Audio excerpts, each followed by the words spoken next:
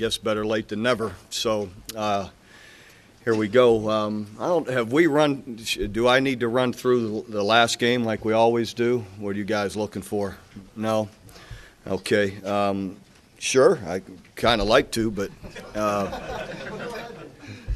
nah, better not. But anyway, looking forward to this bowl game. It's really a big challenge. You look at Stanford. Jim Harbaugh and his staff have done an amazing job. And you're looking at the four losses. They're 8-4, and they're all tight games. Wake Forest away from home, they have a huge run at the end of the game that if it isn't called back, they're going to win that game.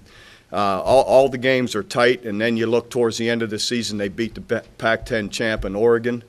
They beat SC 55-21 at SC. So really a strong football team. They play very physical offensively in how they do a great job running the football and creating seams, creating formations, making you think.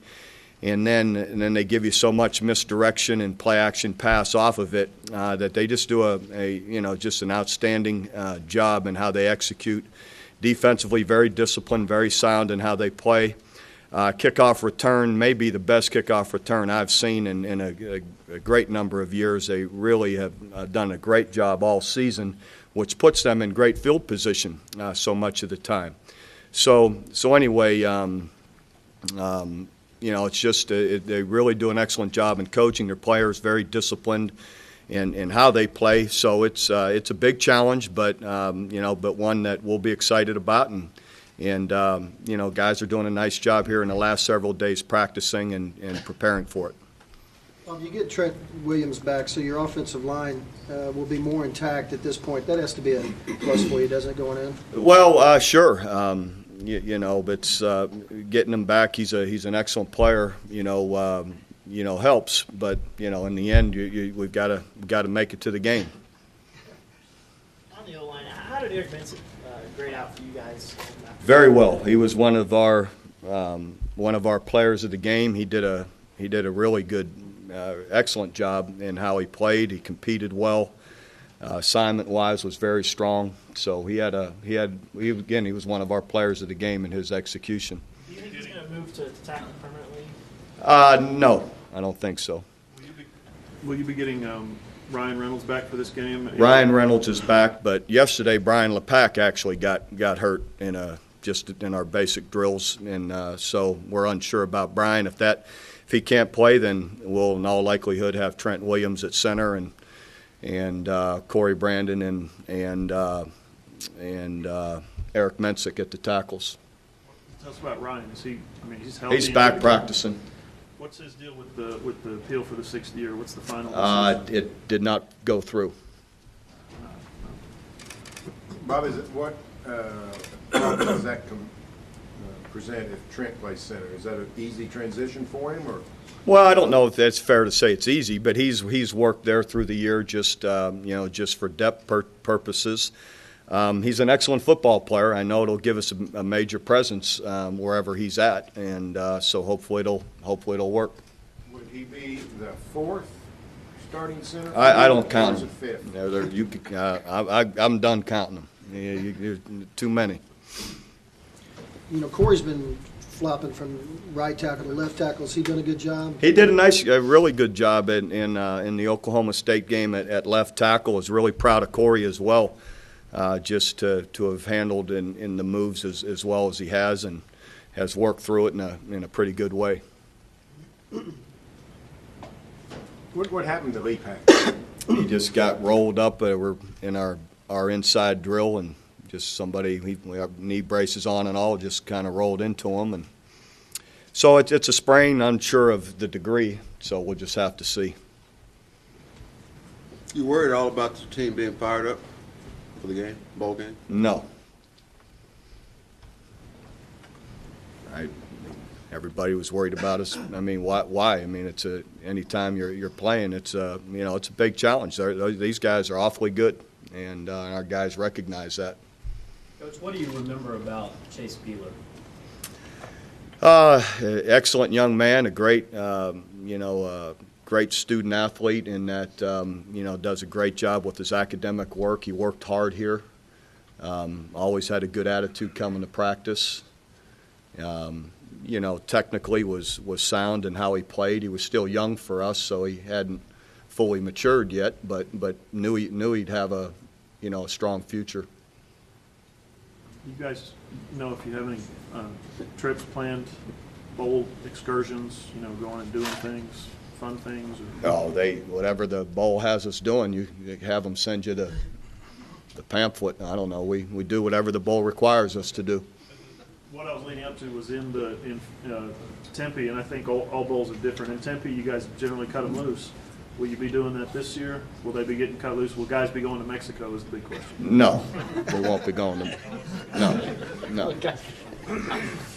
Everybody cuts their players loose to some degree, and we're no different than anybody else. But Mexico, that won't be an option this year. I'd like to have a few of my players ready to play. Maybe some people have a theory that luck and ill fortune runs in cycles, and all the things that happen to you generally would indicate things will go a lot better next year in terms of injuries and crazy things happening.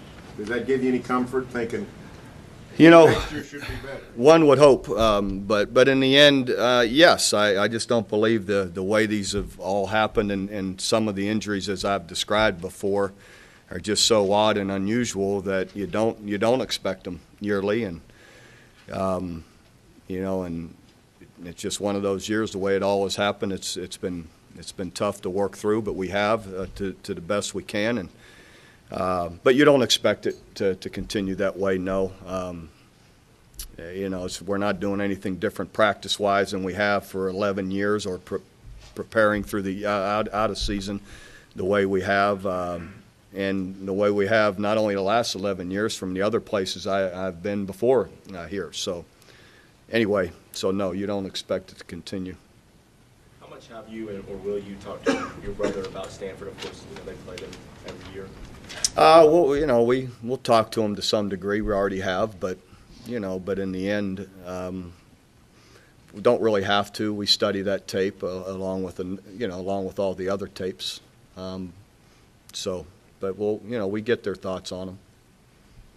Bob, you've always enjoyed the bowl practices because you get a chance to work with young players. And I know you've played a lot of them this year, so maybe it's not the same deal, but has certain segments of the unit stood out to you, or certain players? Yeah, really happy with a good number of the younger guys and how they've – it is always amazing to me to give them, at this time of year, to get them in there with ones and twos, and you see the change from the beginning of the season.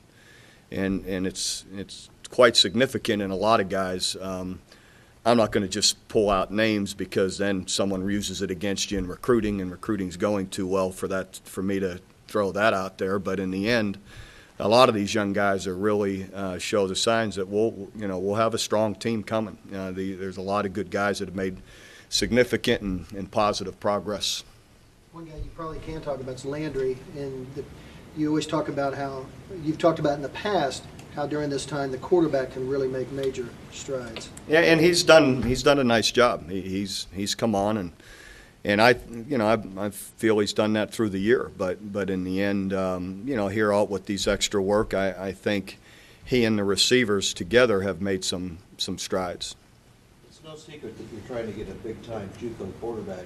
Is that a signal to Landry, or just the fact you want more depth? It's a signal to competition.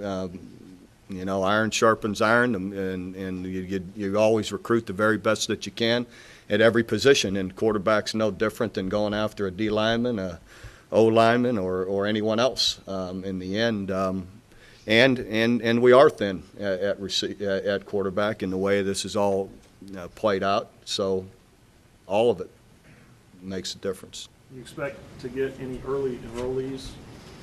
And I'm not fishing for names. I'm just saying. Yes, How we many? expect to get at least 5. Any JUCOs? We'll see.